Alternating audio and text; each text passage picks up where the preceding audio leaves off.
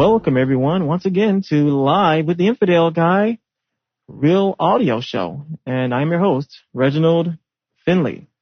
Thank you all once again for stopping by, like I said twice already. Anyway, well, I'm back from Amherst, New York. I had a great time at the Council for Secular Humanism. And wow, a lot of things happened while I was there. First of all, the snow. The snow was something else. I really did not expect all of that snow. But who knows what happened? They appear to be very interested in some of the things that I'm doing. So keep an eye out for that. We'll never know what happens. I have recently been contacted by a lot of other individuals who want to help support the show. So we'll see what happens. And I especially want to thank all of you who have supported the show during my bad times that I recently had due to the credit problems, the check card being stolen. Many of you have supported us in the past, and you've supported us again. I appreciate it. A few names I can't mention here, but a friend of mine from Albuquerque, New Mexico, you know who you are. Well, I guess I call it Melkor. Steve, and who else we got here? We have Graham. Thank you very much, Graham. He's in the UK. James, thank you very much. And Don B. Thank you very much for your support. And Ronald and Carlos, you guys know who you are. Doug, thank you very much. And Ryan, thank you very, very much for your support. Thanks to you, the Infidel Guy will continue to be on the air and continue to spread reason and logic. Recently, I've received quite a bit of hate mail. So I think you'll all find that very interesting. In the future, I plan on reading some of that hate mail on the air, as well as some of the love mail. And Graham, speaking of which, sent me some love mail earlier. So that was great. It's good to know that. And once again, if you have not emailed me in the past, feel free to do so now. Don't worry, I'm not going to bite. I'll always return the emails. Well, I'll try to always return every email I get. And so just do that. I need that support. It really helps me keep going. And something new you probably all noticed. I am no longer playing my theme song anymore because I have been insulted time and time again that my theme song sucks. And I agree. And by the way, since you've all just noticed, I have a special co-host with me in the studio today. Amber, a.k.a. Reby to Amble, has joined us today. Hello. Alrighty. It is always a pleasure having her on the show. Okay. Well, by the way, I have magazines on the website. If you have not purchased any free thought literature in the past, I'm telling you what you need to do is go to magazines, and you can find that on the front page. And I'm offering Free Inquiry, Skeptical Inquirer, all these different magazines for your enjoyment. I'm telling you, they are really, really good reading. Very, very good reading. Debunking pseudoscience, explaining what science really is, and also many philosophical concepts in there as well. So really need to check that out. Now, I'm not an advocate for individuals joining an organization unless I really think it's going to benefit the free thought community. One such organization is the Council for Secular Humanism. Like, once again, I went up there to Amherst, New York, and I just returned yesterday, and it is great. Those people are really working hard, everyone, for educating the public and maintaining our rights, and they're doing a lot of things, and they need your support. So, excuse me, if you go to www.secularhumanism.org, check them out. Just stop by and check them out and tell them the Infidel Guy sent you. And if you decide to become a member, great. Once again, just tell them the Infidel Guy sent you. I would like for them to know that I am trying to assist them. And I think they are doing a great thing for the community. If you have stumbled on to the show and you did not receive an email from me about the show being broadcast this evening, join my mailing list. You need to do it. That way you can keep up with what guests I'm having, what guests I may not be having, and what's going on pretty much, excuse me, in what I'm trying to do here in the free thought community and with Live with the Infidel Guy show. Now, once again, my wife is here in the studio with me and hopes her volume, make sure I get her volume right. Make sure. Can you say something for me, co-host? Okay. How's that? There we go. Make sure we got you going. Sorry, I'm being a little shy this evening. Yeah, I see. I'll come out of my shell in a minute. Okay. I hope so. The listeners love hearing your sexy voice. Oh, whatever. Now, I've decided today, this is what we're going to talk about. And a few emails I've received recently have been from a lot of fundamentalist types who have totally bashed. Oh, and let me back up here. I forgot to tell you. As we begin the show, if you want to come on in and talk about, actually, but if you have any questions you would like to ask, or if you have a question that you want to posit, or just something you want to call in about to make us all have a few laughs, hey, feel free to do so. You know, the Infidel Guy show is for you. It's not just for me. It's for everyone. So you can call us here at the studio at 1-866-801-7414. Don't be shy. Give us a call.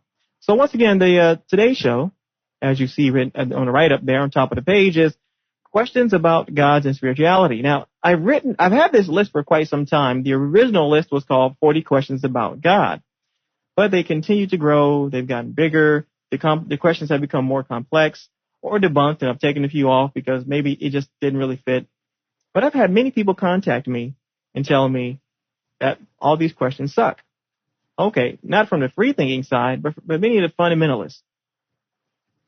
And it really, really trips me out. I'm sitting here going, what's wrong with questions? And the funny part is, most of these individuals tell me I'm making all these negative claims or that my concept of God is narrow-minded. I actually had a few individuals ask me, how have I heard other arguments from other philosophical perspectives for the existence of God? Of course I have. And what are they talking about? Don't we all, you would think that someone in what I'm doing would have to read a little bit, something. So of course I've heard all these arguments, but they really all boil down to the same thing: imagination and fantasy. But one person insulted me and said, you must haven't read any Socrates or all these other, who that starts with Augustus, or I forgot his name. I'm forgetting now. Is that his name? I don't know. One of those guys. And I have a brain cramp right now, and I can't get the name right. But the funny thing is, anyway, I don't want to drag on about that. What I am going to talk about, what we're going to all talk about, are these questions about gods and spirituality. And even that in itself is complicated. Spirituality, what the heck does that mean? It's so ambiguous. Spirituality, what does that mean? And also, one thing, and I mentioned this on the Humanist Perspective television show that I appeared on in Amherst, New York, is that it's really a joke. What we are questioning is the concept of God, and those concepts given to us or dictated to us by clergy. That's what we're questioning. You have many children in church that try to ask questions and everything. And Mom, why do we have this? And why does God do this? And the parents tell the children to shut up because they're saying you can't question God. But that is not what we are doing, especially since I don't believe in God. I'm really questioning the concept of God provided to us by man. That's really what it's all about.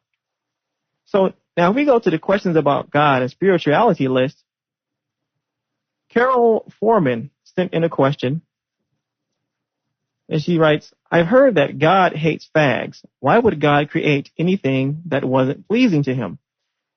Now, this seems simple enough, but for the Christians and other fundamentalists who like to bash my questions about God list, it may be a little deeper than you think.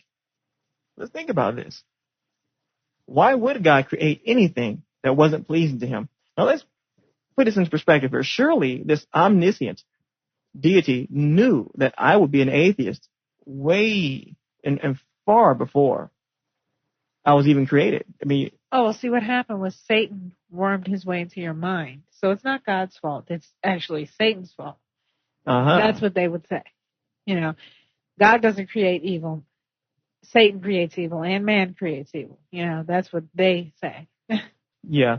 But who created man and who created Satan? So it still doesn't make sense. Exactly. It really doesn't make sense. If I had the ability to give creatures this free will they talk about all the time, but and it's really not, it's almost a paradox. It's really ridiculous because as I sit here, I can't even try to use analogy properly because it's a paradox. Yeah.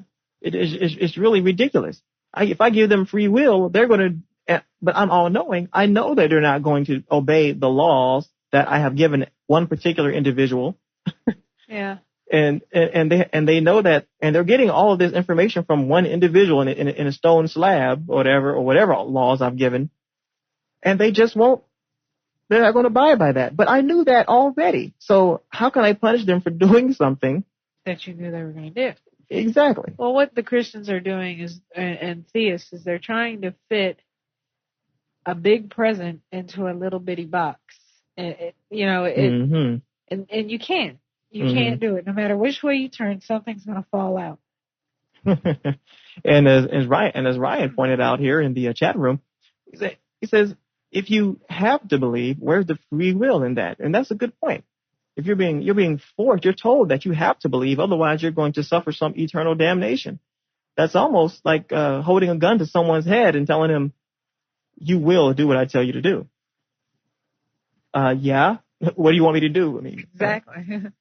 Especially if, some people then again aren't afraid of death. Right. And the love question. I'll love you. If you love me, I will give you all these great things. Now, if you don't love me, I'm going to kill you. So, oh wow, I really feel like I have free will now. Right. It's really crazy. So it's really quite simple. And the simple thing is, once again, before anything was even physically manifest, according to these believers, God would have had to have known already all of their properties and everything that they would do before it happened. He would just have to know these things. If he knew, then how can we be blamed for something that he knew the result, what the outcome would be? Exactly. He's supposed to be the Alpha and the Omega, right? Right, exactly. And like I joke with Fundy sometimes, and I tell them, I didn't create myself. And they kind of laugh. What do you mean? Well, I didn't create myself. Surely your God must have known that I was going to be an atheist. So why am I here? There's really nothing they can say. But when they try to go back and talk about the free will, that God's given you free will, they think somehow they defeated that argument, but they're really one step below it. They still haven't defeated the fact that he's all knowing. So there's no way around that. Yet they think they what they like to try to say, in my experience, is even if he knows what you're going to do, he didn't control what you did. I'm like, if God is the creator, then he designed us to do a specific thing. Mm-hmm. And if he's all knowing, then he knew exactly what we were going to do. They can't grasp it. And it is hard to explain. Right. But they just can't grasp it. And once again, ladies and gentlemen, for those just tuning in, these are only questions. There's nothing wrong with free inquiry. These are questions, but to us, they don't make sense. As far as the common answers to, or the explanations for these questions I've heard don't make sense. So that's why the questions still remain. I know the Bible says never question God, but we don't believe in the Bible, so I guess we're free to do what we want. That good free will thing. Right. As far as thinking, anyway. Exactly. But number 2 here says, if God did open the sea so that Moses and the Jews could run away from Egypt, why didn't he open the concentration camp gates? Now, once again, this is the problem of evil we're talking about here. That's really just the problem of evil. And that is there are such things of Holocaust deniers, right? But that's a good question. Hey, well, those weren't Christians. They were Jews. So, God's not going to save a bunch of Jews. Mm-hmm. It's ridiculous things like that. God, if he created everyone, he should love everyone. And to be that cruel. Mm-hmm. It really doesn't make any sense. You sit here, you have this deity that's supposed to love you unconditionally, yet the condition is that you must accept Jesus first. Exactly. And how many people did God supposedly part the Red Sea for? Who knows? 2,000 or something. How Yeah. many people were locked up in those concentration camps, being starved and abused? And Right. God just kicked his heels back, smoked a joint and said, "Have a nice day." Great job, Hitler, right? Exactly. Maybe he applauded him. I don't know. It's terrible. It is pretty bad. And so that's really what that question addresses. So for the fundies who don't understand, now you understand. It's really addressing the problem of evil. God having the ability to stop certain horrendous acts from occurring, but he let them occur anyway. Right. And then, another question. If God is all-knowing, then why was he disappointed in his creation? That really kind of ties into number one earlier, what we talked about earlier. The thing I like to say is, can anything shock God? Well, one would say, well, no, nothing can shock God. Well, if nothing can shock God, then why does he react so violently toward what humans do? Exactly. If I knew that my son was going to break a cookie jar and I could have stopped it, I'm the one who decided not to stop it. I can't blame anyone but myself for letting it occur. So why am I going to react to a predictable deed or a predictable action? And basically, determined action. Mm-hmm. It boils down to, how can God have emotions anyway? Mm-hmm. Emotions are a reaction to something that you didn't know. Right, or that you can't control. Yeah. Exactly. So how can I know that you're going to kill somebody, and then when you do it, be surprised? Right. It doesn't make any sense at all. And so I'm hoping, once again, that some of my Christian fundamentalist listeners who pop in time to time will listen to this broadcast and maybe get a little bit of something out of it. And once again, if any of the fundamentalist types or others wish to come in and ask, or wish to call in, feel free to do so at 1-866-801-7414 with your question or your comment. It would be very much appreciated. Well, we have another one here. It says, why are we granted free will if our duty in this life to our God is to do as we are told? We are to follow rules upon threat of punishment. Is that free will? Gondalf's nephew brought up that question, and Ryan posited in the chat room just a second ago, and I think we've already talked about that. How could a being possibly create time, as most theists maintain that God did? Along, of course, with space and matter and energy. The very act of creation involves time. Thus, it is logically impossible to create time. Therefore, God, defined as a being who created time, cannot exist. And that was by Stephen J. Conifer. And that's the interesting thing. When you go back to the creation of the universe, all modern aspects of and everything we know about physics begins to break down, because at the creation of universe is when all these physical laws began. However, when one posits that a God did these things, let's look at exactly what is time. Has anyone ever wondered exactly what time is? Time essentially appears to be change and or motion. Well, if God moved to create the universe, he had to be moving in time. Otherwise, he couldn't be moving at all. So therefore, it seems as if this God concept, or this God entity they talk about, is finite, which means this God is no more, is just an advanced. They reduce their God to an advanced alien. Actually, when they say God created anything. Yeah, and trying to explain his all-powerfulness, they actually run themselves in circles, really. Right. And create more holes than they sewed up, Yeah, they do that. God are the gaps, I believe they call it. But, okay, we got plenty more here. If Jesus is a God, then how did he die for us? How could a God die? And, that's very interesting. I make the analogy. I've heard many people say that actually Jesus dying on the cross was actually a very selfish act. And this is the reason why they say it is. If I knew, I mean, I love people. I love this world. I would love to have world peace and all those things. If someone approached me in which I had that absolute confidence in, and they told me that Mr. Finley, run out in the middle of the street in front of that bus. Now I promise you that you won't die.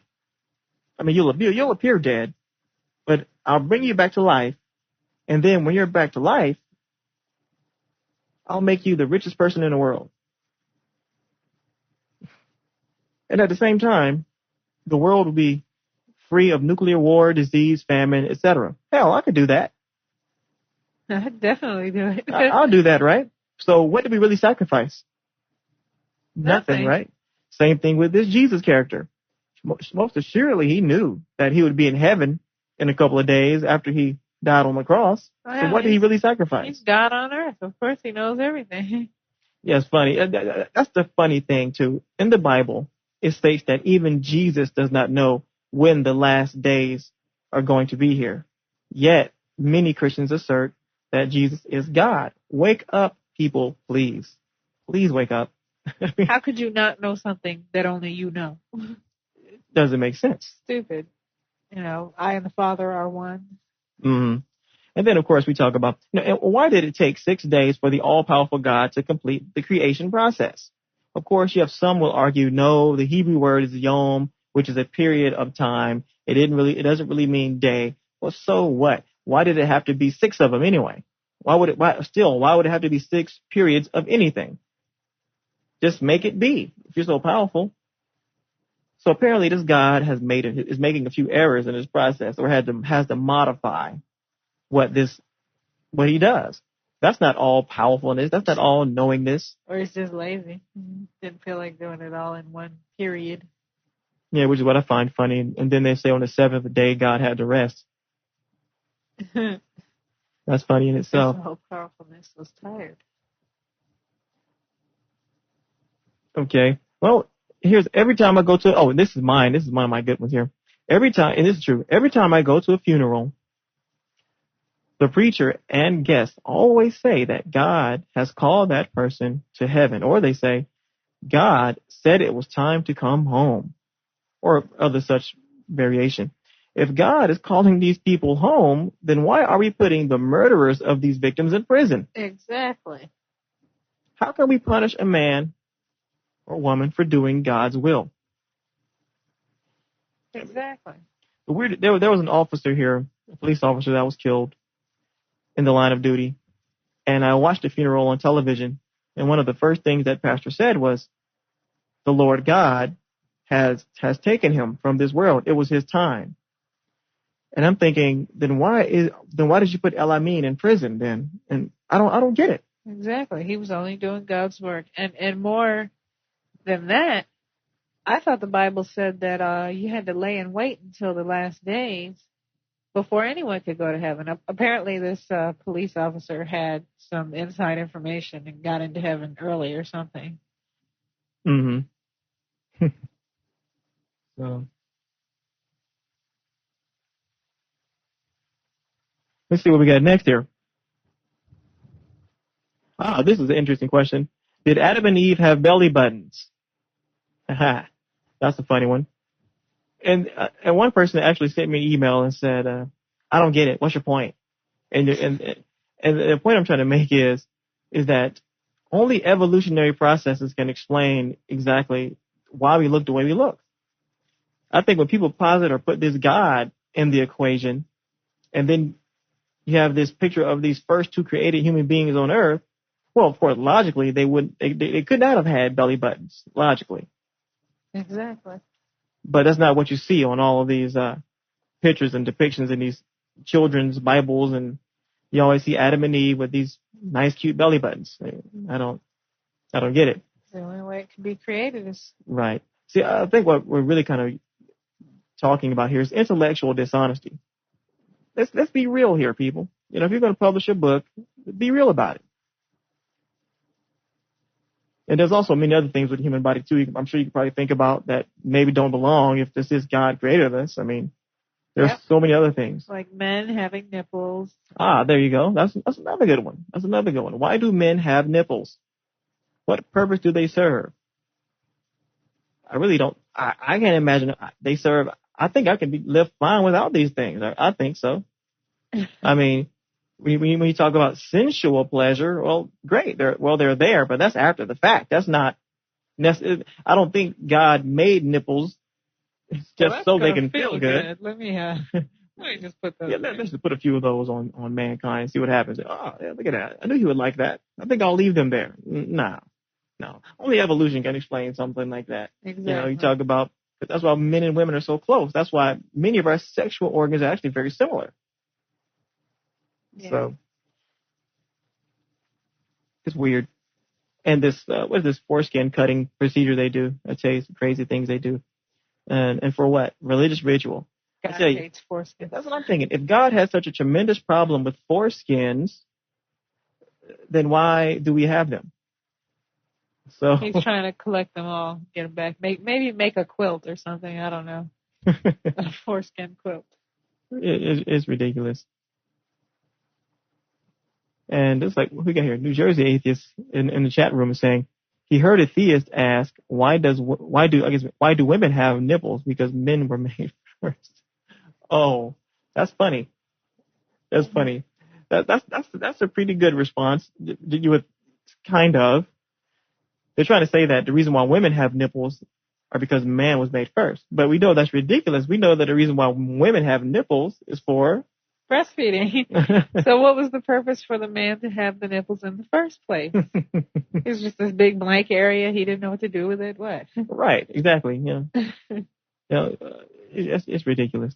But I think once again, only evolutionary processes can explain these things. So I don't understand why doesn't the theist look into that a little deeper?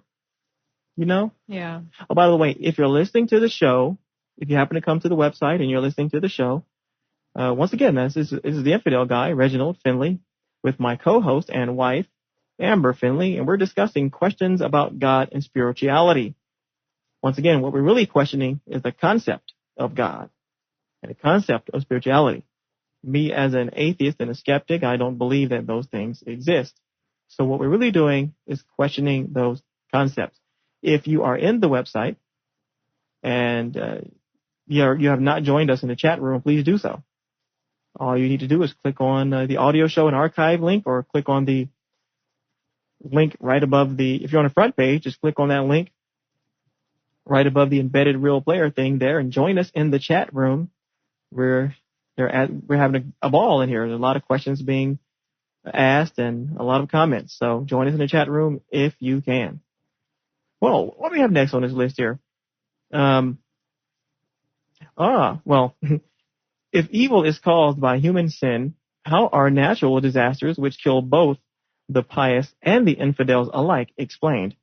And that was by Lynn, the godless heathen. That's so funny. I often hear that, how do you explain natural disasters that kill hundreds of believers every year? Thousands of believers every year. How do you explain that? Well, you see, those believers were being called home.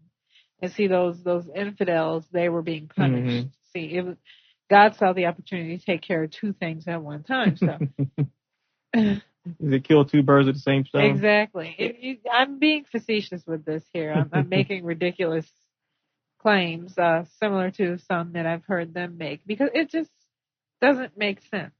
It doesn't. I mean, okay, natural disasters, whatever. I mean, let's just say a bomb goes off and kills 1,000 people in a building.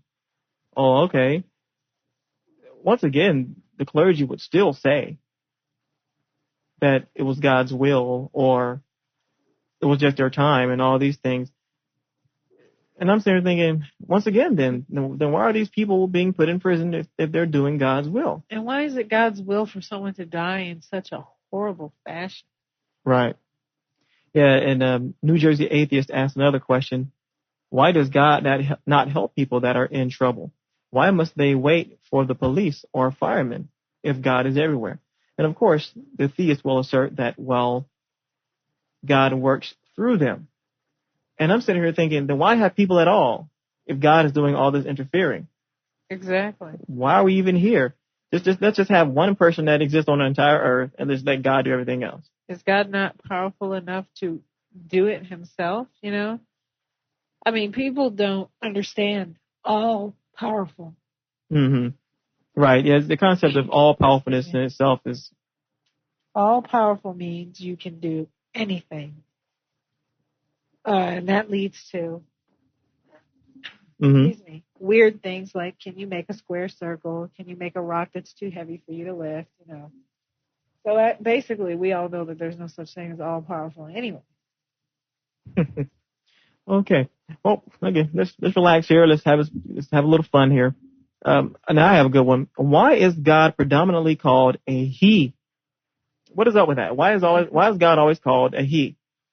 Maybe Moses knows that. I mean, is there this great big God out there somewhere with this great big penis flying around and? Well, you know, Moses saw his butt, so maybe he saw a little something else too. So maybe he can confirm that. Yeah. So wait a minute now. Now that I think about it, well, first of all, let's back up. How do we define what's male and what's female?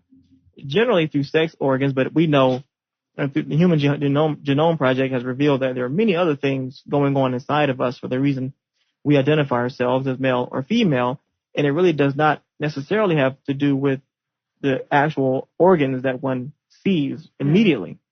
But I'm thinking now, so how do they know that if this God is a he or not? And they'll say, well, because the Bible says so.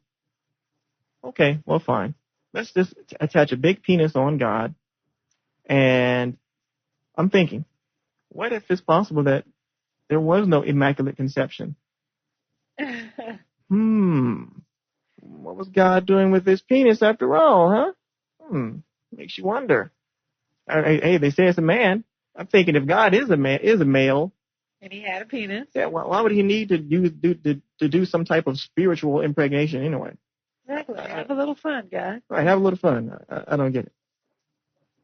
Now, this is a good one. Matt Edwards sent me this one. If you are born retarded, then does that mean your soul is retarded as well?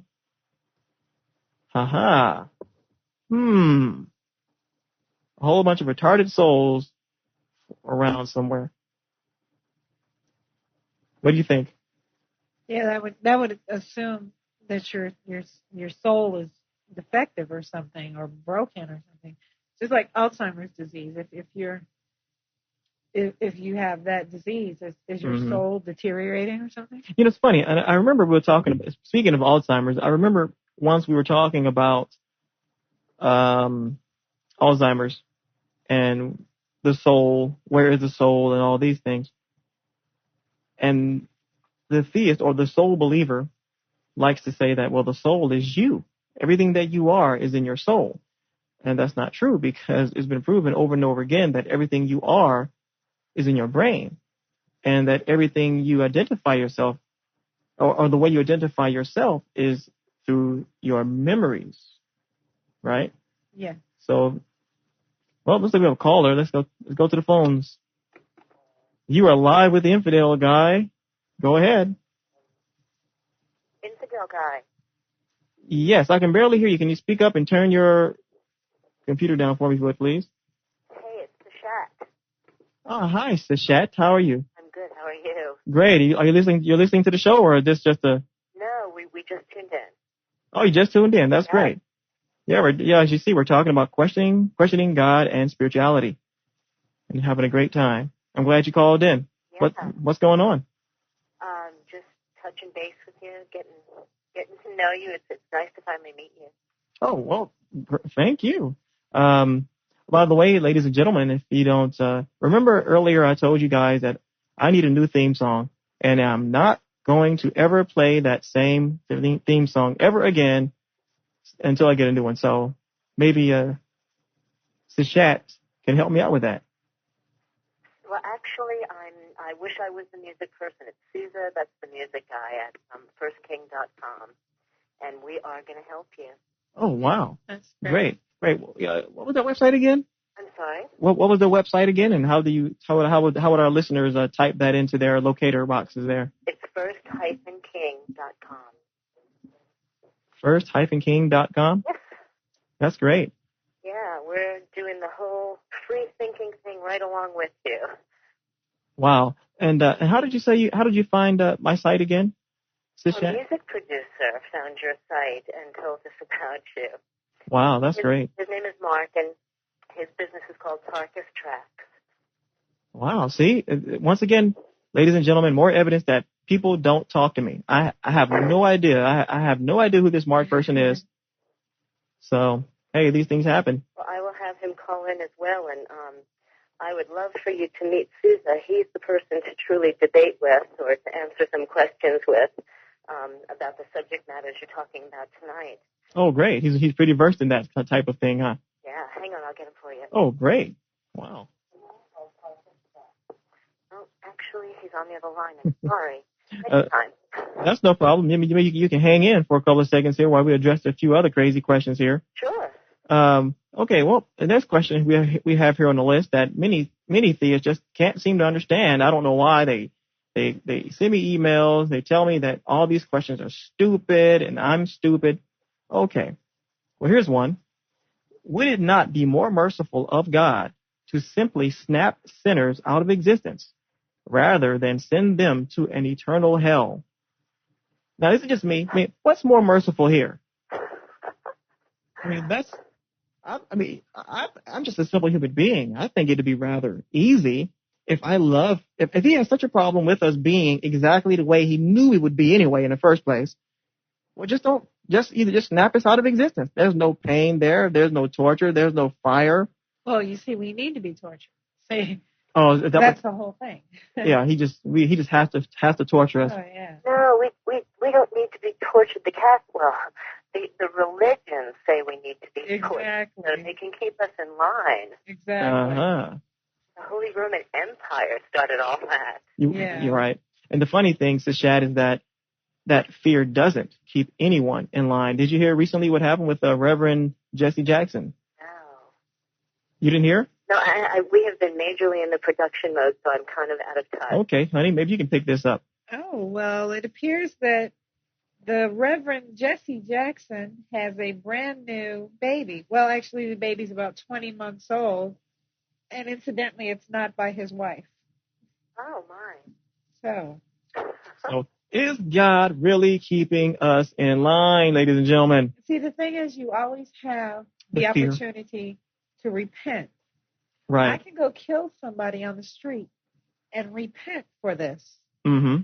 You know, so what's to keep me in line anymore? There's nothing there. They've created a loophole that doesn't work. More holes in their religion. Right. The analogy I utilize quite often is if there is a police officer that is following you around, or let's say there's a police officer that follows every single human being alive today, and this police officer is constantly over your shoulder. He knows everything you're doing. You can't steal a donut. You can't lie. Not to mention, this police officer knows your entire life, too. He knows your history. He even knows what you're thinking. That's how bad this police officer is, right? Now, this police officer so my point I'm trying to make here is that you cannot possibly do anything wrong, knowingly anyway, if this police officer is around all the time. So if you're a believer and you're about to have premarital sex, well, you have the moral police officer there watching you. So what would you do? You couldn't do it. The actual act of intercourse could not even begin. Same thing, even if you just had your parents in the same room with you, your mom and your pop, what are they going to do? Stand there watching you do your thing? No. You just wouldn't even start the process. So why is it so easy then for the believer to do all of these things, to steal, to lie, and to cheat, to have premarital sex, and all these other things in front of God so easily? Actually, I can answer that for you. Okay. Well, because these theists have this great lawyer named Jesus who will get them off every time, you see. That's what they've done. That's a new saga to the after the New Testament, we'll now have Jesus, the attorney. Yeah. It just makes me wonder if people really subscribe to the belief that deep down inside, because if they really, really, really, really subscribe to the belief, they wouldn't be having intercourse in front of God. And I suppose Jesus could, according to the Catholics, he can see everything too. Right.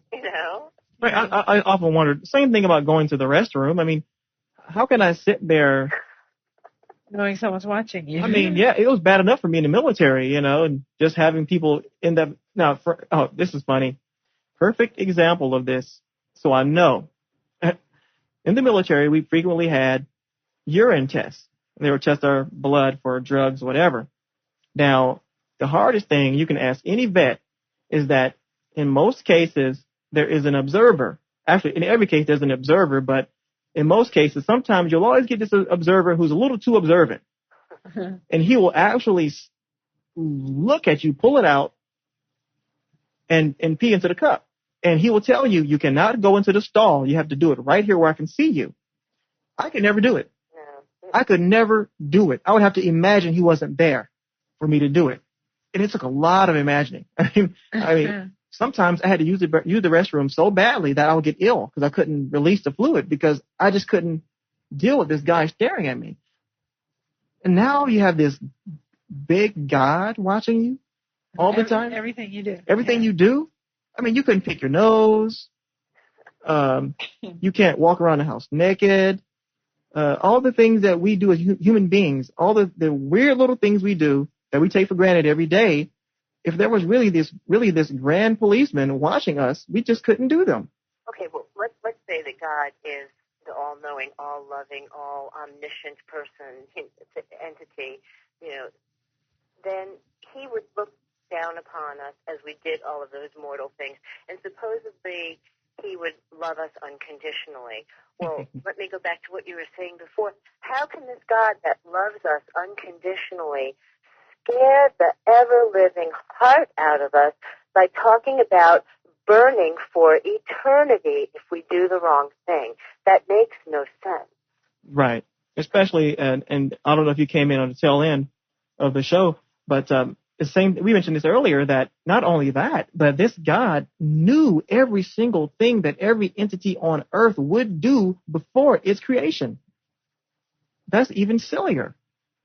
Just not logical. Yeah, right. It's just like me. If I know with certainty that my son is going to knock down a cookie jar and then eat it, even after I told him not to, then it's my fault. I obviously put the cookie jar where I knew he was going to get it.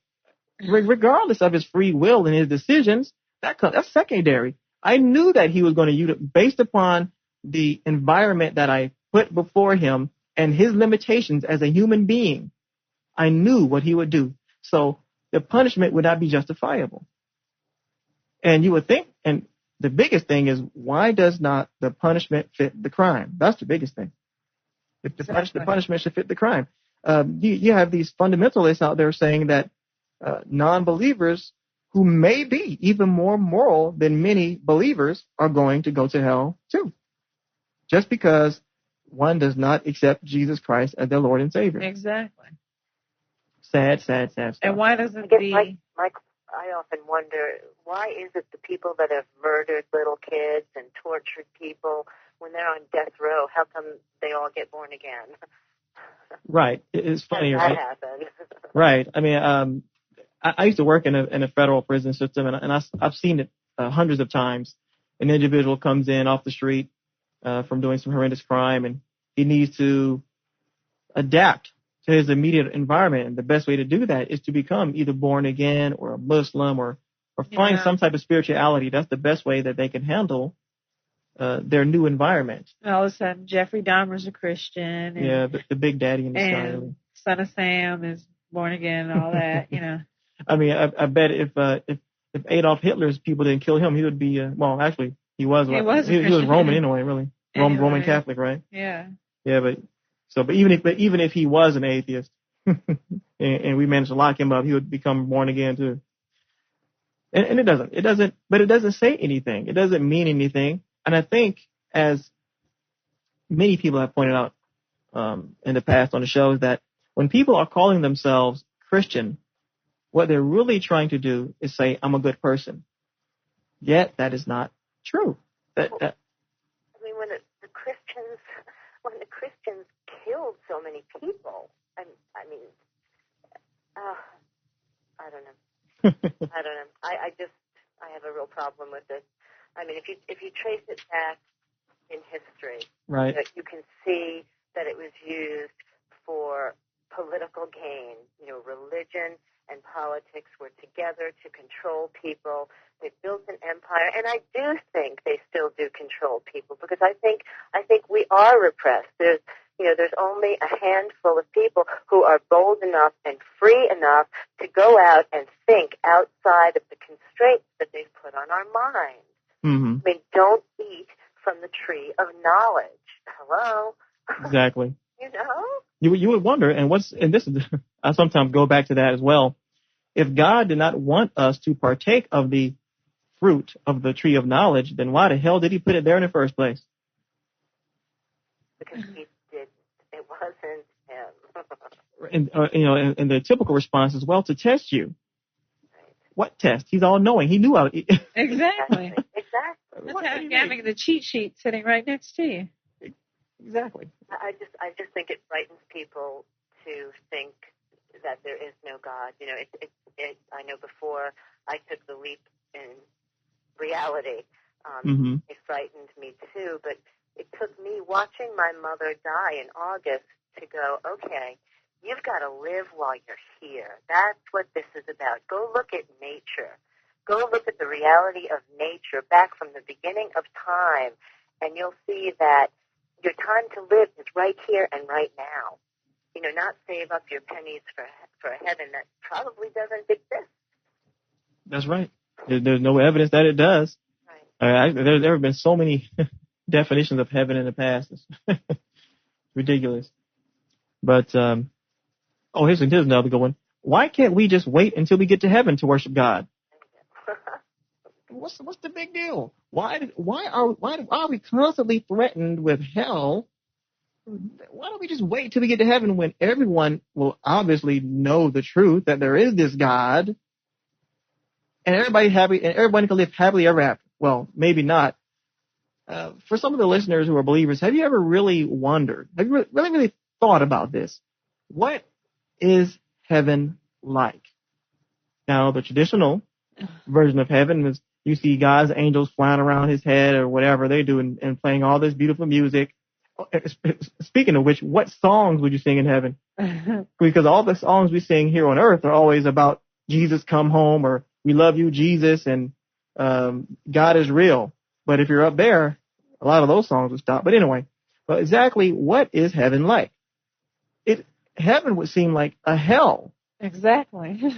All you do all day is worship and grovel at this God every single day, every single minute for the rest of eternity. So basically what you would be is a slave. I'd rather go to hell. I've heard many say they would like to be slaves, actually. I've heard people say, yeah, I'm a slave. I'm a slave for Jesus. And I'm going, I want to be a slave for anybody. Anybody, sorry. anything. What? I mean, so there's nothing written down that really explains. The Quran has a much better depiction of what heaven is than the Bible. The Bible has none. Pure ecstasy. What does that mean? Do you have some permanent device attached to some part of your body that gives you pleasure? Wait, what does it mean? What does ecstasy mean if you're not able to experience anything else? Right. It no longer has a meaning. Mm-hmm. And if you're not physical anymore anyway, you have no nervous system at all to receive these outer these other things. So I don't get it. They talk about these things, but they have no meaning. You know, I think that's a really good question, and I think if people could just muster up some strength and maybe for just a week actually live that way, live like, okay, I'm going to live my life fully for 1 week. I'm going to check it out and pretend that I can, not worship while I'm here and not worry about the afterlife. And, I'll do it all when I get to heaven. I think people may find a new way of life, a new way of thinking that's very, very refreshing and energetic and productive and not, in emotional and religious bondage.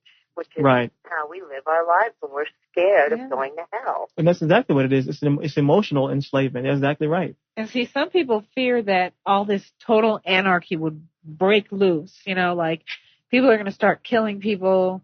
That goes on now, you know. And they're believers, right? And I'm a good person. I have never had the desire to take anyone else's life when I was a Christian and now as an atheist. That has not changed. I have never had the desire to willfully hurt someone or to Exactly. steal something. Exactly. And they love to say, well, where did that come from?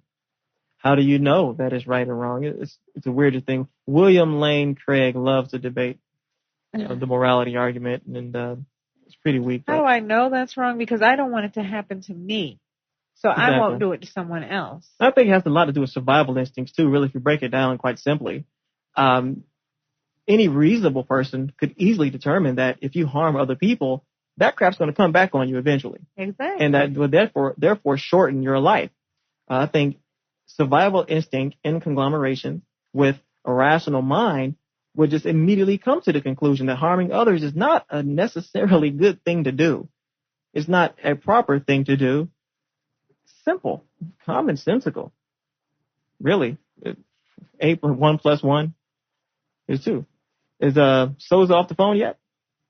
I don't know. I will check. Even looking in the animal kingdom, the animals that are, the true surviving highest predators of the planet, Mm-hmm. they have their own order that they follow. They don't kill for sport either. Yet they don't waste their time doing things that would bring harm to them. Right. They just kill to eat, and they get strong so they don't get selected out. And if we live that way too, we would be superior and living in greatness as well. Mm-hmm. Yeah, and some do. Some do. You have a few gangsters out there who think I'm God here. I have all these muscles and all these guns and all this stupidity I need, and I'll go out there and shoot all these people and look bad. But they're not using their minds correctly. They don't understand that there are punishments. So it's shortening his productiveness and shortening his life by harming others because they don't see the end result. Rarely can you ever do anything like that without getting caught. So that Susan is going to pick up the other line. Okay. Another question here. My questions about God list, and we're running short on time. I might go over maybe 15 minutes or so. What is the purpose of prayer? What can a finite being on earth possibly tell an omnipotent, omniscient deity that he doesn't know already? The best response I've heard, not necessarily saying it makes sense, but the best response I've heard to that is that we're not praying, which this is a lie in many respects, but they say we're not praying to God for things. What we're doing is we're talking to God. So then now they're saying prayer is a method of talking to God or communicating with God. Have you heard this? No, actually. It's kind of amusing, though, because if God knows all, doesn't he already know what you're thinking? I sometimes wonder that, too. Why would you have to utter it physically if he already knows what you're thinking? And a lot of people don't pray out loud. Well, I believe Matthew 6:6 says, do not pray out loud as the heathen do. Pray into thy closet. Yet, they do it every day. They want it in school. They want it everywhere. And the funny part is, and so people think that prayer is not in school anymore, but prayer is still in school. Prayer has never been taken out of school. What was taken out was organized prayer. Was prayer being forced on students by religious teachers, by governmental entities. That is what happened. And I love when they argue, no, it is taken out of school. Okay, then what were those kids at Columbine High doing when they got shot? They were at a prayer meeting in school. Good point. Yeah. Didn't work there. That's a good point. That's right. Exactly. It's amazing how they say prayer is taken out of school, yet when that incident occurred, they were doing just that, praying. Prayer to me, I worked in the burn and the trauma intensive care unit for 4 years as a nurse, and prayer is something that humans do to make themselves feel better and to distract them from what's going on in the real world, huh? Yeah. Yeah, that's true. I'm sure. Oh, I need to have you on the show because I'm sure you've seen it dozens of times where families just simply just give up and they resort to prayer as if that's really going to help anything, and nothing helps. Nothing happens. The same result is still, the result is inevitable. Right. Nature happens.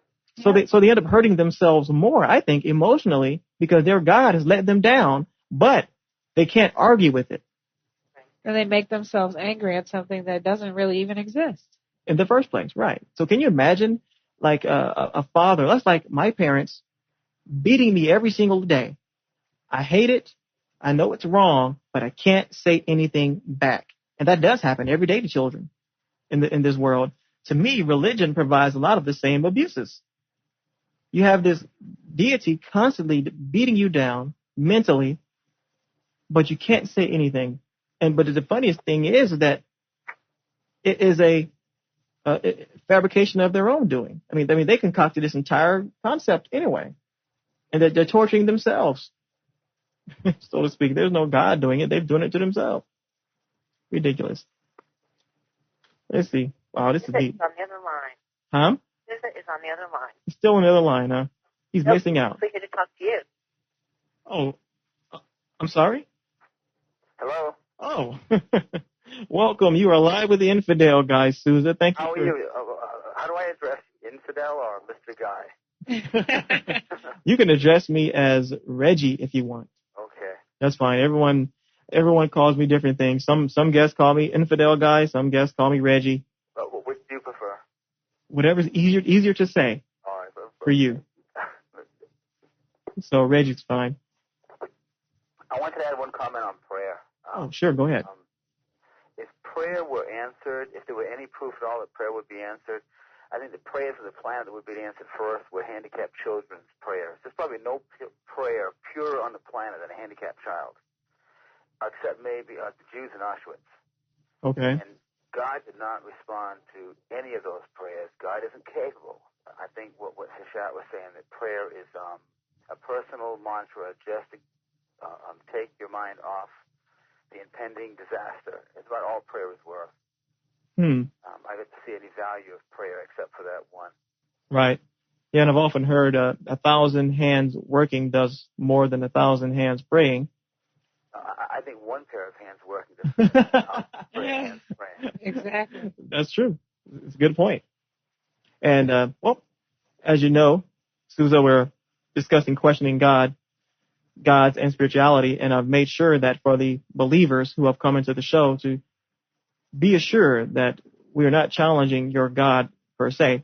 Remember, many of us don't believe in your God. So what really we're challenging is the concept of God as it was given to you, and why we think that the way you're believing should be challenged. And but you're welcome to believe whatever you want. There are plenty of websites out there who, matter of fact, there's 12 million different Christian websites out there. And I don't go to their web pages and disrupt them, and they have audio shows as well. So you're free to believe what you want to believe, but the problem is when you try to impose your religious laws on our loving secular society. Well, it's not loving, but I like using that word. But on our society. And that, I think, is when we begin to have the problems. Exactly. Especially a religious law that down through the last 2 millennia have proven to not do very much. They've instituted some great values, which are typically Judaic values, not Christian values. Mm-hmm. But what they've done, if you trace the history of that religion and the religious political blend, I'm not sure anything on the planet has killed more people than the Christian religion. And the Christians won't want to accept that. But if you just study history, and of course the Bible won't acknowledge real history, just its own. If you study history, verifiable history, millions and millions and millions of people since the last 2,000 years have been killed for the God of Christianity. And that can't possibly continue. Something has to change that. Killed for such a loving God. Right. It's amazing how the individual can justify The their... witch hunts. You're right. The Holocaust. Goes on and on and on. It goes on and on and on. And, Yet, people like Galileo, because of thought, right. That's an amazing, but that's what that religion's done. To go in there and try to convert Jews and kill Jews for conversion purposes. Fortunately, we live in America. We live in a country where everyone has a right to their own religious belief. Can you imagine if we weren't in America and we're still living in a society where Christians could come into your house and kill you and rape your wife if you didn't fall to their beliefs? That is what's gone on. That's right. Christians of today, fortunately, we're in America. We can forget that stuff. But when you study the history of what it really is, you can't discount that's what that religion has been based on: fear and terror. That's true. That's exactly what it's all. Exactly. And they find the worst ways to torture you. The way they tortured those the people in the witch trials and other conversion tactics. Right. They actually, I thought, me and we talked about this the other day. For such a loving group of people, they actually went through a lot of effort to fashion instruments designed to do nothing but inflict pain and torture. They would insert foreign objects into young women and rape them. And this is the act of a godly man? Come on. And make you confess you're a witch. Just like it doesn't matter. You die either way. Either way. You're a witch or you're going to die anyway. And you're innocent. Oh, wow, I'm dead now, Right. And I'm not sure it's fair to blame the God because I don't believe the God to begin with. Exactly. It's the Christian, the Catholic Church trying to get whole and trying to keep its institution alive. After the Dark Ages, they needed something to spur that church on. They needed to recreate the devil. There was no devil in the First Testament. The Christians created the devil. The devil came just about 400 AD when they started to portray this character. The first devil pictures were pictures of Jews because that's who the Christians considered the devils and the worst. It was Jews. So after the Dark Ages, they needed a devil to be resurrected, and it was the witch hunts. And that's how they chased and built the devil to create fear in people, to acknowledge the position of good. You got to have an evil to say you're good. Well, if you create an imaginary devil, you can portray good.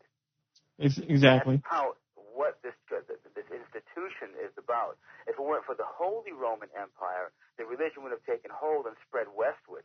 The religion didn't spread east because Buddhism was there. It didn't spread far east. Because Christian and all the other great religions, it spread where there was no religion through superstitious Europe, Africa, and the Americas because they had no core religion. So when you have missionaries with crosses scaring the death out of people, well, we have the God and you will go to hell and burn forever. Any God-fearing person, and back then they were all God-fearing people, they believed lightning struck because they did something wrong. They didn't even know what weather was at that time. It's easy to convince that mentality of a God. Yeah. That's true. It gets to the point where you go in and you just under duress convince everybody that they have to go your way or they die. Exactly. And you would reason that was another reason why they converted because they just saw what happened to their neighbor who refused to convert to Christianity. He was all legs cut off and thrown in the forest and all that. That's right. Gruesome stuff Eaten that by they the dogs, did. yeah. Well, I don't want them to do that to me. Right. Sure. I'll believe too. Sure. Just don't kill me. Exactly. It's very easy to believe that Hitler was influenced by the Christian movement to kill Jews. Jews were the lowest form of life on the planet as far as Christians went. They never forgave the Jews for killing their Jesus. If the man even existed. Right. So if Hitler wants to clean up the planet, then you clean up what you believe at the moment is the worst thing on the planet. And to Christians, it is the Jew. But one would wonder, wasn't Jesus supposed to come to the earth, die for our sins, and go back to heaven? Jesus is supposed to come back in the apostles' lifetime.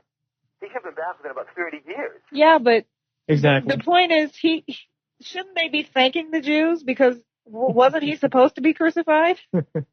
I mean, why are they so mad?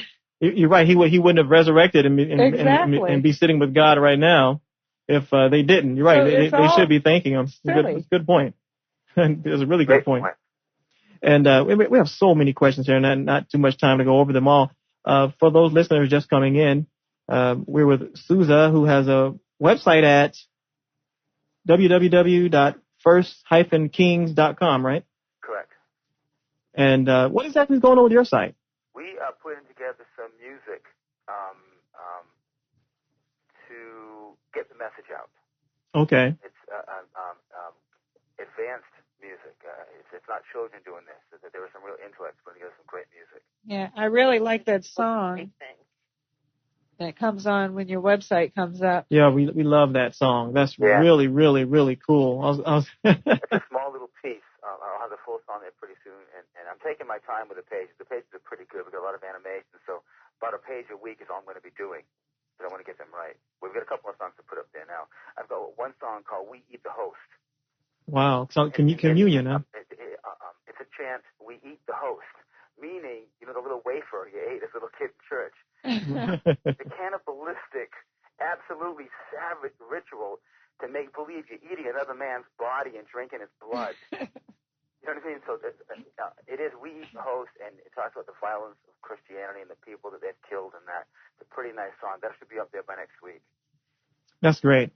And Reggie, it's all done to make people question. I was raised Catholic. I did the born-again thing. I studied with the witnesses. I've searched all over the planet to find the God that I was looking for. And I wouldn't ever dare to tell people to just, forget everything that you've learned.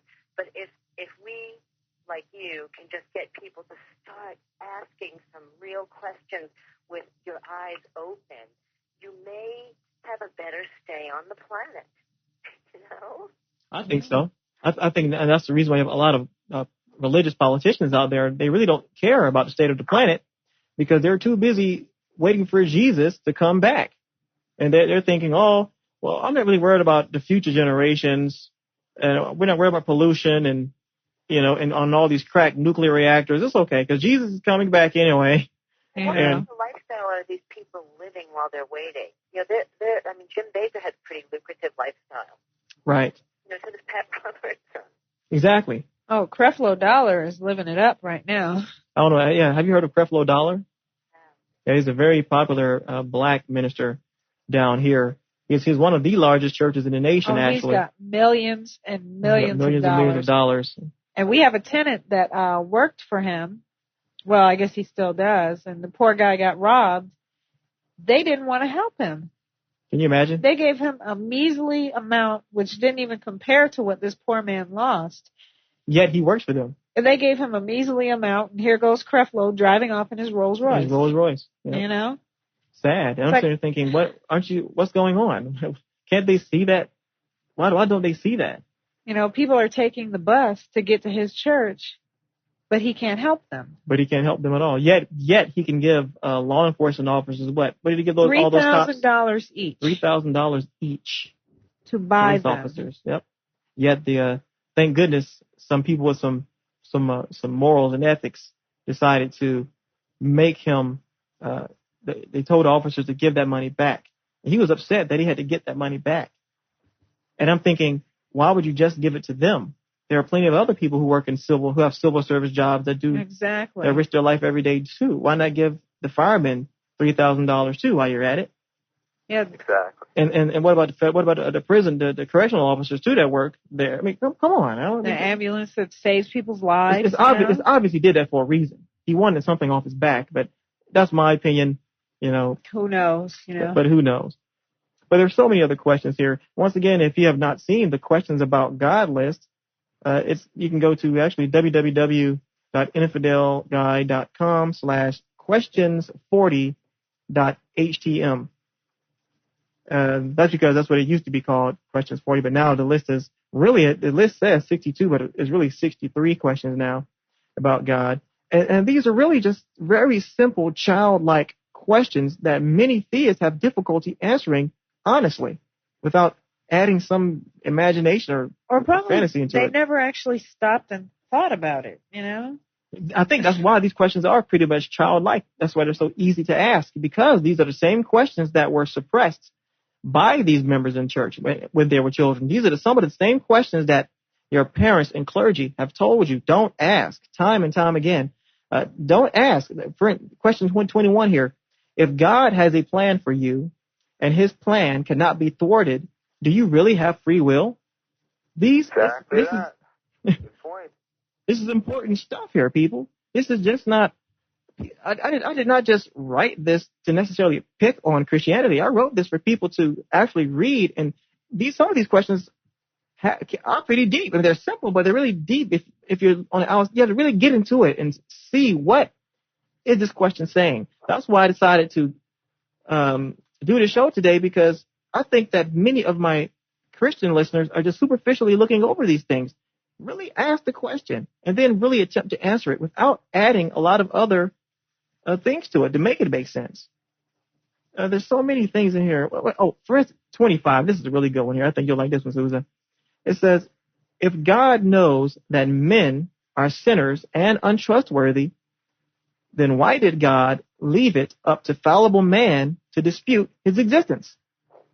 Exactly that. It doesn't make any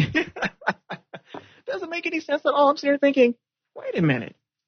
Man is the one presenting this concept and damning everybody to hell. Surely this God has the ability to appear to everyone at the same time all over the world and say or just do whatever he can do to let everyone know that he is God and he exists. A simple look, here I am would do fine. A simple look, here I am. But the common response I get is, well, he tried that already.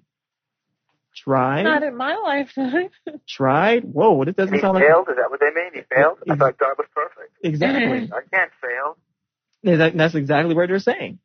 And they do that anyway when they talk about, for instance, God has a plan. Or God, there's a reason why God does things. And they don't even see it. Whenever you say that God has a plan, you have just placed limitations on your deity. And let me explain why. Why would any, what's what I'm looking for, honey? Sentient being need to make a plan? Because we're finite creatures. We don't know the future with absolute certainty. Therefore, we design things. We make plans. We put things in a particular order so that the end result would be somewhat like we would hope it would be, based on our design. So if you're saying that God has a plan or God has a design, you have just reduced your God to a finite being. Why would God need a plan to do anything? He needs no plans. But yet this is the typical response we get when something happens to someone unfortunate. Well, it must be God's plan. Must be within his must be his will, or I guess which is God is a monster, isn't he, if he allows all that stuff to go on? I think so. God is dead in Europe. We didn't have the Second World War in this country. It was fought in Europe. Mm-hmm. If that war were fought here, we'd have lost faith in God too. But when you have such a strong push of Bible Belt uneducated people across the planet, the higher the education, the less the need for God. The lower the education, the more demand for God. Since day one, since mankind has stood on 2 feet, he's always put God behind what he does not understand. If you don't understand the meaning behind it, there must be a God behind it. So we've created gods as we've gone. God didn't create man. Man creates gods. The more man educates himself, the less gods he needs for the explanations of what he doesn't understand.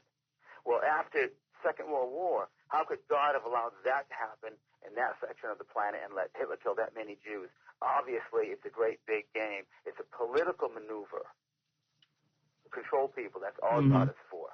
There are so many different versions of God. Which one is correct? Just the fact there are 1,000 versions over the planet is obvious. We create this stuff. If it was the opposite, if God created us, we wouldn't have had so many different ideas of what it is. We create the ideas. Not only that, we evolve the ideas. I couldn't eat meat on Friday when I was a young Catholic boy.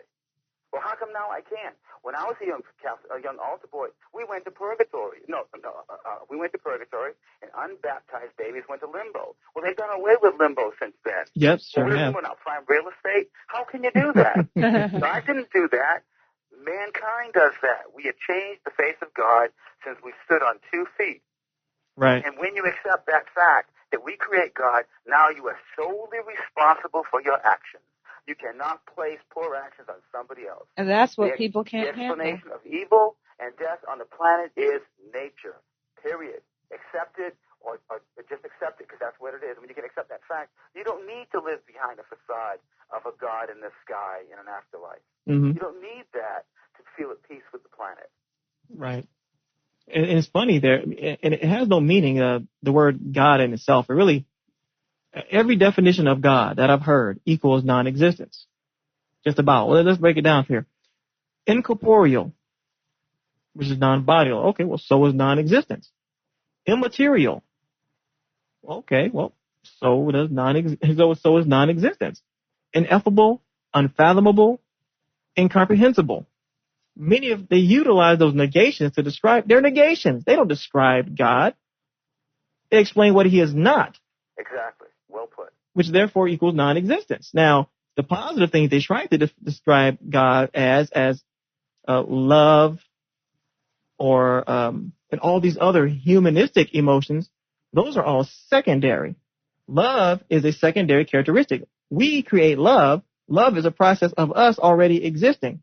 So if God is love, we created God. Hey. Every day. every single day. You're right. People create this God. And I think that's where and I've noticed it's like a vortex there, or it's like, I see the problem. I mentioned earlier how if Christians really believed that there was this grand policeman following them everywhere they go, that they couldn't sin. And the question was, then, well, how did they do that? How are they still able to do these negative things? And it's really simple. The simple fact is that somewhere deep down inside, as I believe Sishat said, they just don't believe it themselves. They really just don't believe it themselves. It's almost as if God comes and goes when they want him. When they need him, he comes. It's like, how can you, if he's always there, why do you have to, it's almost as if they have to, that's the word I'm looking for. They, what's the word when you call a ghost or something, when you're calling a ghost, when you're calling summon. They summon. Yeah. They summon this God when it's good for them. That's exactly what they're doing. So almost that is up on death row. Right. So it's almost as if this God doesn't really exist. They're calling this God. It's kind of weird. I'm thinking they should know that. The evidence is right there. They should know, wait a minute, why am I doing all these things if I really believe in a God? There must not be one. And the first thing they say is, well, I'm human. There's still no excuse for you doing something sinful, according to your doctrine, if you really believe that there is this omnipresent deity around. I sometimes get so frustrated just thinking about it. The Christians should be held to account for one thing. Could you ever, because you never have, and do you think you ever could, prove anything that you say? They cannot prove one thing. There is no original manuscript for the Bible. They can't trace where it came from except church officials recreating and burning what they don't want to be put in the book. They cannot prove anything they say. They can't prove any of the acts of the saints. They can't prove any of that. It's all a belief system. And what you're asked to do is to stop thinking so you can believe. In other words, join the Amway convention. You're going to get rich tomorrow. It doesn't work that way. Right. It's there is true. reality. You can't forsake reality. I mean, right. The tree of knowledge is there for a reason. I enjoy eating from the tree of knowledge. I educate myself regularly. I find myself insulted when someone asks me to stop thinking to believe something that they cannot verify. Right. That's an outrageous thing to ask somebody to do. But human nature, for what it is, 99 followers to one leader, humans will follow anything that's on a bandwagon. And again, it goes back to the same old saying. It's not who's right or wrong, it's who has the most followers. That's so true.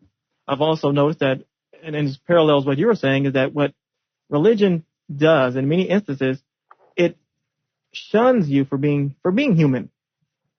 Everything religion is the exact opposite of human nature. Yes. If you tell Christians, three religions, Judaism, Christianity, and the Islam religion, they don't forgive you for being human. But the other half of the planet, the eastern side of the planet, and those religions, they worship the human entity. It's okay to be human. We are okay. We happen to come from the religion that came out of Jerusalem, where we are sinners. And that was a value-instilled aspect that the Jewish people did to gain control, and we still suffer from it. Mm-hmm. Wow. So now I'm curious. How long have you been a free thinker? Again? Many. I'm 47. Wow. So I'm 47 and very, very educated and a little bit angry. I was in Catholic school for 8 years. Okay. I was molested by the priest when I was a boy. I was one of those. So I'm taking no prisoners. Well, you know what the Christians would say, right? You're just mad at God. Sorry? You're mad at God. Well, I have every bloody right to be, don't I? You know something? It's funny. If God's so loving, how come little altar boys are getting molested? Right. Unless Yeah. that's part of part of what they think it should be. Right. People who set the standards rule the planet. Our religion was a religion that came from the strongest empire that ever ruled the planet, the Holy Roman Empire. When you set values, you control people's psyche. And the values that grew through the Holy Roman Empire are still with us today, especially in the Bible Belt. Again, the less educated the people are, the more they need God. The more you educate yourself, the more you realize what the real story is. And it's funny you say, I was just saying that today. We were talking about how the Christians love to say that, well, you're angry at God and that's why you're having this difficulty. And it's so funny. We said the same thing. Well, in many cases, don't these people have the right? Why can't they be? Has anyone ever addressed that question? Why can't you be angry and upset? If you feel that you have been treated unjustly, don't we have the right to be angry? So but that's exactly, once again, that's what religion does. It suppresses your humanity. You would, any other person, if someone was treated wrongly, would be upset. But yeah, they tell you, don't be mad at God. Right. Just be thankful you're still alive or whatever. Don't be mad at God are those fortunate Americans who live on the top of the economic ladder on the planet, who have everything they want and have the luxury to talk like that. But how about if they had a child that got raped by a priest? Would they be saying the same thing? They changed their tune pretty quick. True. And I don't understand how you can suppress your feelings anyway. I can give you the outward appearance that I'm not angry, but inside, exactly, you know, it's like a superficial thing. Yeah, they try to give this aura that everything's okay. And is this God deep inside? I think it's eating away at them. They know there's something wrong. They know there's something. Is this God that stupid where he doesn't know that you're still angry on the inside? Come on. Right. Once again, what Pascal's wager type deal. You know, they figure, well, let me just fake it. Let me just act like everything's still fine and I'm not really mad at God. I understand why he gave my mother breast cancer and she lost her life. Or so they as a matter of fact, Susan, have you read my Thank You Lord list?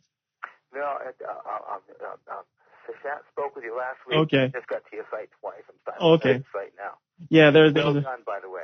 Yeah. Oh, thank you. Yeah, I've written an article, well, not an article, but a collection of thank yous. Because there are so many believers who say we should thank God for all this life and for the food and all those things. But once again, as you pointed out, those are normally the individuals who have. Right. I really doubt there are people out there who don't have much of anything going to be thanking God for everything that they don't have. Right. Yeah. So people who have are very easy to say prayers are answered. Like oh, yeah. A 16-year-old girl who says a prayer and she gets a car for her birthday. She gets a car because she lives in America, not because she answered what she prayed. That's a very good point. You're right. That's demographics again. Kind of like the ghost phenomenon. But yeah, people get what is based, which is what societally based or whatever their economic level may be. Those are the types of things that they get, and those are the type of things that they ask for. A Christian in a starving country in Africa is asking for just a few beans. Right. But then he gets those few beans. Oh, God, answer my prayer. Wait a minute. Why won't God give him a car and just give her a few beans? Exactly. If a Christian in Africa prayed for a car, it would never happen. Right. They don't get cars there. I mean, it's that mentality. But you can't tell these people that because they have to be right. Right. Two kinds of people. People have to be right and people have to know the truth. And the Christian religious mentality, religion meaning organized superstition, meaning advanced fear, those people have to be right to cover up their fear. They don't need to know the truth. The truth hurts, unfortunately. They need to be right instead. So you can never make sense of those people. Yeah, like James Randi once said, you cannot reason a person out of something they didn't reason themselves into. Well put. That's exactly right. I think that we should have another show with Sosa and Sachette as the guests, because you guys are great. You guys have a lot to say. Yeah, I think so. It'd be fun. I think it would be fun. Yeah. And we have 3 more minutes left into the bottom of the hour, and we're going to call it a night after that. I'm going to ramble off a few other questions here. Hopefully, I'm hoping a few believers listening in tonight. There's also, I don't know if you guys know, there's a chat room on the webpage. I saw that. Okay, yeah, and people sometimes go in there and they talk, etc. But does God know his own future decisions? If God is all knowing, he actually shouldn't have any decisions to make at all. nor can he choose anything over something else. For that would mean that he is neither omniscient nor omnipotent. But since he can't do anything, then why exist at all? God doesn't exist. Great question. Great question. There are actually parts in the Bible where God has repented for things that he's done. Right. I found that funny too. Many Bibles try to change it now. They take out the repent word and put another word in it. Well, the more educated people get, the more we criticize the Bible, the more prone the religious leaders are to change it. And that's what you get when you have a non-truth book. Mm-hmm. Changed whenever. That's the problem with religion. They change to survive. They don't change for the truth. So that's the politically correct Bible. It's the politically correct Bible. Whatever people want to hear you say, so you keep the followers and keep the money rolling in. Yeah, right. Exactly. Yeah, it's pitiful. Well, I think the rest of these are pretty simple. I think I'm done here. Excuse me. One thing I did notice that's really funny, though, when people do criticize my questions, one guy actually spent the time to answer, well, he tried to answer almost every single question on my list. How bored was he? And they were all... I mean, it took me years to get this list. They were silly, goofy. And they were very and most of the time, though, he was saying things like, what does that mean anyway? And that's just because how it is. And that's just because how it is, or like, why not? Okay, that really cleared that up for me. Thank you. Right. I'm thinking you still didn't answer the questions. I mean, did he really think he answered these questions? I mean, they can't answer the questions. They know they can't, so they just skirt it instead, and they try to make you answer questions instead. We're supposed to disprove their belief instead of the real fact that they're supposed to prove their belief. Right, because they're the ones making the positive claim. And I have to consistently remind them that as a non-theist, the analogy I like to use periodically is the same as I'm an atheist. I have an absence of theistic belief. That doesn't mean that there is no God. Correct. I'm not saying that there is no God. The same as if I was a Santaist. Okay, I'm without Santa belief. That doesn't mean that there is no Santa Claus. Right. So I try to make them understand that and stop thinking that I am against God. I'm fighting God. No, I am ridiculing and I'm questioning the concept of God that you have given me. Correct. And I am not impressed. Well, it takes an intellect to understand where you're coming from, and most of them are not intellectually advanced enough to understand what you're talking about, unfortunately. So you can't debate with them. Or if they are, they're fearful because of the superstition. Yeah. Okay, well, ladies and gentlemen, my very last question. How could souls burn? Aren't souls non-physical entities? That's a great one. I've heard You're making up these questions, you. Yeah, I made up most of these questions. They're satirical, but they're very, very smart. I think. See, that's why a lot of the Christian hate mail I get. They hate this, and I tell them all I'm doing is asking questions. Right. That's it. Maybe in a few of these I may have hinted at an answer, but the majority of these are just questions. What you get out of it is your immediate response to these. If you get something negative out of it, that's what you chose to get out of it, because obviously there must be something wrong with your belief system. And then I continue on and I say, this is the weirdest argument I've heard. Someone told me that there is such a thing as spiritual burns. Okay. Oh, well, who made that one up? Exactly, right? So I go, I've heard of spiritual burns before. Jeez. God sure does go through a whole lot of effort just to torture his children that he loves so much. No kidding. Yeah. And then, I forgot when Dan, I guess I'll give a shout out for Dan here, who sent me this one yesterday. And this is really simple. I think we can all agree with this. If Adam and Eve were the first human beings, does that mean that we're all inbred? Yeah, sure does. Definitely. No wonder why we have 3,000 genetic diseases, huh? Goodness. Over 3,000 genetic diseases. All thanks because of that. And one thing for my Christian listeners, please, if you contact some geophysicists, astrophysicists, archaeologists, anthropologists, evolutionary biologists, there really is extraordinary evidence that there is not this anthropomorphic deity creating all things and that has created us. Oh, well, that's all the work of the devil. It's the work of the devil, yeah. One Christian told me, she says, well, see, God made it look like that. I'm thinking, then why would God make it look? Go through like all that effort. Everything occurred naturally or through these different processes. It's ridiculous. The Christians certify there's a devil there. They can't trace the roots of where the concept of the devil came from. Oh, if they knew, they would be really light and dark. It's always been light and dark. Conflict between sun and darkness. Darkness was always man's nemesis from the very beginning. People would disappear. People would wake up with chunks out of their legs, and I mean, they couldn't see. They didn't know what these things were, and they personified nature. They personified natural events, and they gave them cute little names: demons, devils, whatever. All these different names throughout ancient history, and it goes all the way back to more ancient than the ancient Sumerian mythologies. It goes far back, before candles and fire was even around. But the first official dualistic religion was Christianity. When Christianity broke away from monotheism, which is Judaism, and they wanted a God that was only good, because Yahweh was good and evil, they needed to create a devil. They needed the other half. Right. Well, yeah, you're right. I mean, as far as there being a black and white type of religion, that those absolute good versus absolute evil. Right. But even in ancient Egypt, they had polytheism, and there was always evil opposing forces. The serpent Set, or Seti, or Setai, and all the different names that they had, or Sepeth. Correct. And was always against their sun god, Ra. And then you would wonder why they would leave that little passage in there. I'm the light and the darkness. I do good and evil. I do all these things. Well, he just said he did evil. I've wondered that too. I told the Christian, I said, well, you know, God created evil. And she jumped all over me. And I said, just turn to Isaiah 45:7. It says it right there. God says in his own words, I created the light and the darkness. I created good and evil. And she did not want to look it up. Because she knows it's there. Scary stuff. And actually, what Lucifer actually is Latin from Lucius or something, which means light. So I find that funny that the same being that you see is so evil, actually the light bringer.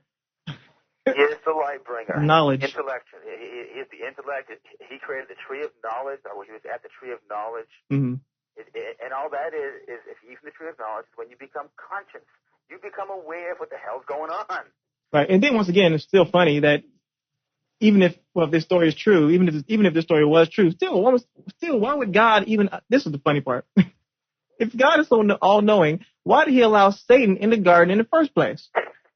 Surely he had to know he was coming in. Surely he saw Satan approaching and said, oh, if Satan gets in here, I know what's going to happen, but I'm going to let him do it anyway. And then after Satan tempts Eve and tempts Adam to have this fruit of knowledge, then I'm going to punish mankind for the rest of their existence. That's one hell of a nice guy, isn't it? Well, first I'm going to ask them where they are, like I don't know. Right. That was weird, wasn't it? Like a peekaboo story. Where are you? I'm thinking, aren't you God? I asked a Christian about this, and she said, well, the reason why God asked that question, because he just wanted to see what they were going to say. Doesn't he know? Doesn't he know? Thank you.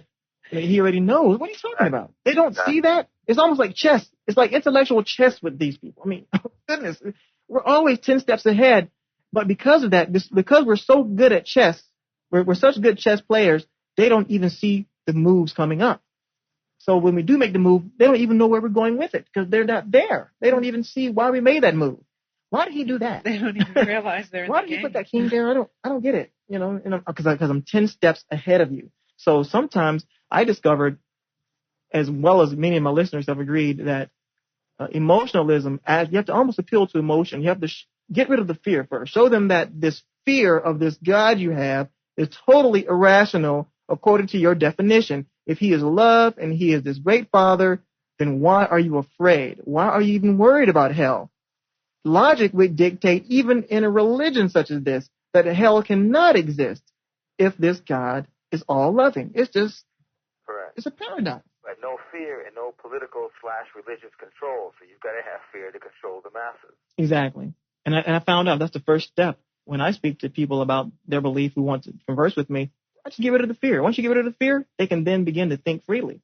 And it's almost inevitable that they're going to become a free thinker. They'll be either agnostic or atheist or non-theist or hell, whatever. But they're not going to remain a dogmatic Christian. It's all fear-based. Well, anyway, ladies and gentlemen, the show has gone over quite some time. If you've tried to call in, I apologize, but you could have let me know in the chat room if you wanted. But I appreciate you all for tuning in. This is the Infidel Guy live, and I am back tomorrow. I don't have any guests planned, but maybe I can have some. Hey, hint, hint. tomorrow at 8 p.m. live, and that will definitely be just an hour show. But I'm very happy to be back on the air. Once again, thank you for everyone who supported me during that problem I had earlier with these people stealing my credit card information and having a shopping spree and broke our bank. Well, it's a check card and broke our bank. I really appreciate you guys chipping in and helping out the show and keeping us going. Oh, any last words you want to say, wifey? Oh, just keep thinking, keep analyzing. That's about it. Alrighty. And I'll keep you guys on the phone. I got to talk to you guys after I sign off. See you all tomorrow. Thank you for tuning in. Bye-bye.